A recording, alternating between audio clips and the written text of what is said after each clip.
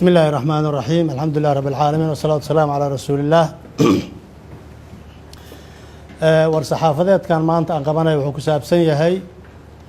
dhacdadii foosha xumeed ee maanta ka dhacday golaha shacabka oo ay u geystaan guddoomiyihii mooshinka laga keenay iyo ku-xigeenkiisii labaad taas oo ku xadgudub sharci ah oo wax horey noo soo marina aan ahayn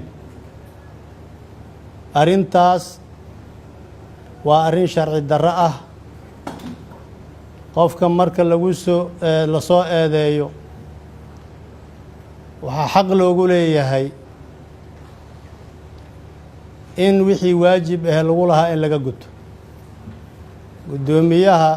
mooshinka laga keenay ee kalsooni kala noqoshada xildhibaanada ay ka keeneen wuxuu ku xadgudbay dastuurka dalka u yaalay ee xoreysaadka golaha shacabka taas oo maanta golihii shacabka ay la yimaadeen ciidan oo ay ku qabsadeen taas oo ay ku khalkhalgeliyeen xildhibaanada qaranka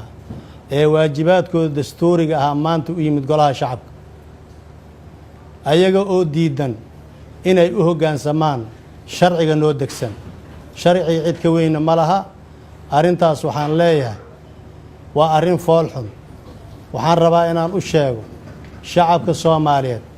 in aan ka xunnahay arrinta iyada ah qof mas-uuliyad sheeganaya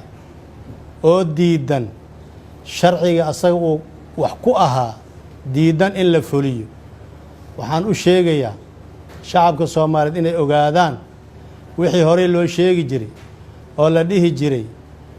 sharcigaa la diidan yahay maanta waxaad og tihiin in sharciga uu diidan yahay in loo hoggaansamana uu diidan yahay uunu ka xadgudbay sharciga noo degsan waxaan u sheegayaa beesha caalamka inay ogaadaan ku xadgudubka sharci darrada ah maanta uu sameeyey guddoomiyaha laga keenay kalsooni kala noqosho ee xildhibaanada ay ka keeneen iyo guddoomiye ku-xigeenkiisa labaad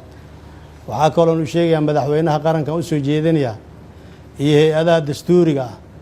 inay dib u eegaan arrimaha dhacay maanta